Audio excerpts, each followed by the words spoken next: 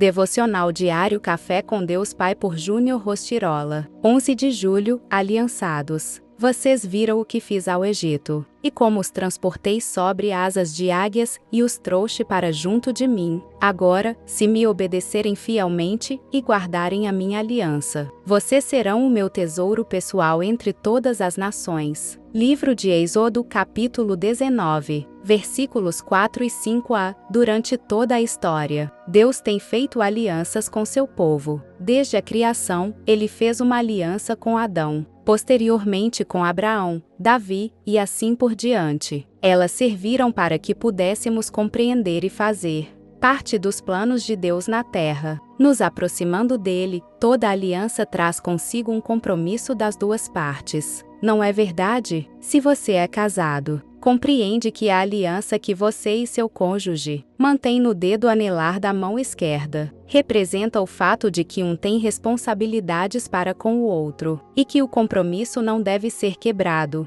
porque foi instituído para ser dessa forma e por toda a vida, da mesma maneira. Possuímos uma aliança com Deus, o que significa que temos nossas responsabilidades em tudo isso. Ele jamais falhou ou falhará. Portanto, se há desequilíbrio nesse compromisso, certamente partirão de nós. E Hebreus 722. A Bíblia diz: Jesus tornou-se, por isso mesmo, a garantia de uma aliança superior. Ele prometeu cuidar de você, suprir suas necessidades e lhe conceder a vida eterna. Tudo isso nos foi dado por meio de Jesus, que é a aliança entre você e Deus. Você tem correspondido ao compromisso que Deus Pai tem com a sua vida. Como está seu relacionamento com Ele? Precisamos cumprir nossa parte, obedecer-lhe e caminhar ao seu lado, fiéis e íntegros. Que o nosso compromisso seja maior que os nossos medos, e que a nossa perseverança seja tão grande quanto a nossa fé. Assim,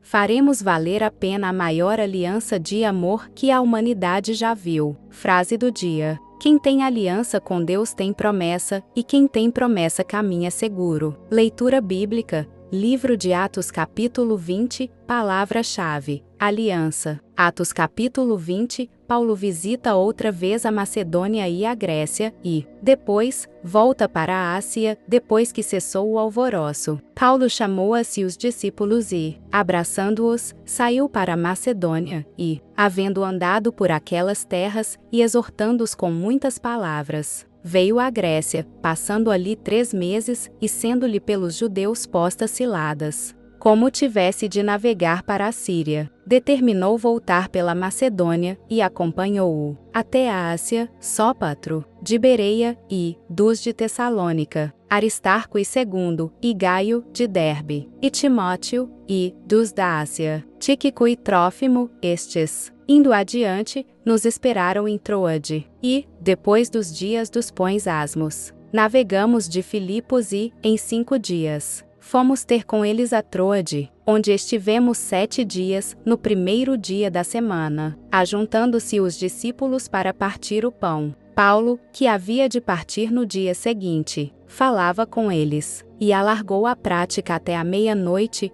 Havia muitas luzes no cenáculo onde estavam juntos. E, estando um certo jovem, por nome Eutico, assentado numa janela, caiu do 3º andar, tomado de um sono profundo que lhe sobreveio durante o extenso discurso de Paulo, e foi levantado morto. Paulo, porém, descendo, inclinou-se sobre ele e, abraçando-o, disse: não vos perturbeis, que a sua alma nele está.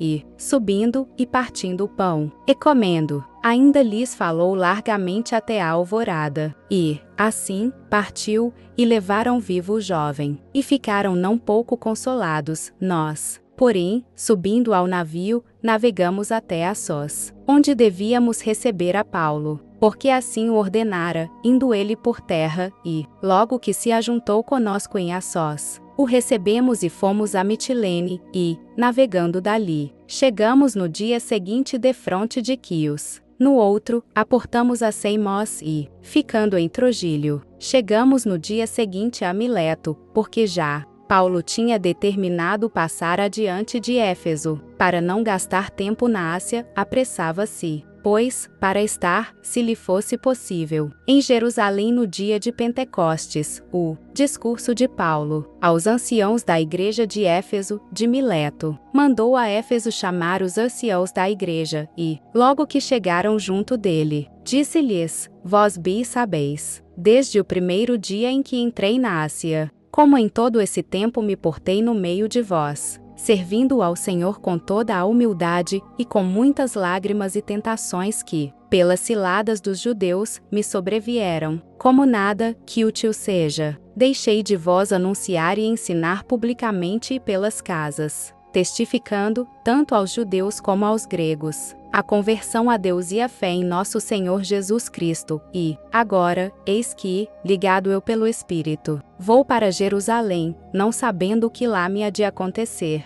senão o que o Espírito Santo, de cidade em cidade, me revela, dizendo que me esperam prisões e tribulações, mas em nada tenho a minha vida por preciosa, contanto que cumpra com alegria a minha carreira e o ministério, que recebi do Senhor Jesus, para dar testemunho do Evangelho da graça de Deus, e, agora, na verdade, sei que todos vós, por quem passei pregando o reino de Deus, não vereis mais o meu rosto, portanto, no dia de hoje, vos protesto que estou limpo do sangue de todos, porque nunca deixei de vós anunciar todo o conselho de Deus. Olhai, pois, por vós e por todo o rebanho sobre que o Espírito Santo vos constituiu bispos, para apacentardes a igreja de Deus, que ele resgatou com seu próprio sangue, porque eu sei isto, que, depois da minha partida, entrarão no meio de vós lobos cruéis, que não perdoarão o rebanho, e que, dentre vós mesmos, se levantarão homens que falarão coisas perversas, para atraírem os discípulos após si. Portanto, vigiai, lembrando-vos de que, durante 3 anos, não cessei, noite e dia, de admoestar, com lágrimas, a cada um de vós.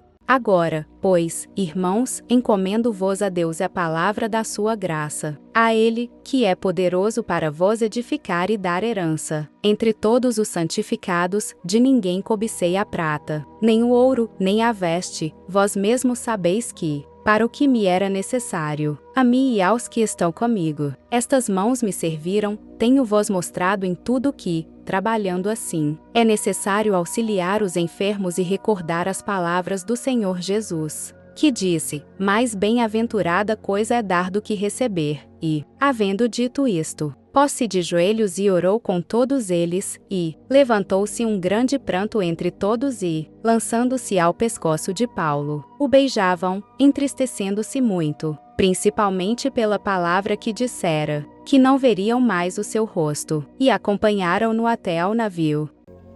Se você tem gostado do conteúdo desse canal, não se esqueça de deixar o seu like, se inscrever e compartilhar esse vídeo com quem você ama. Te espero no próximo vídeo. Até lá!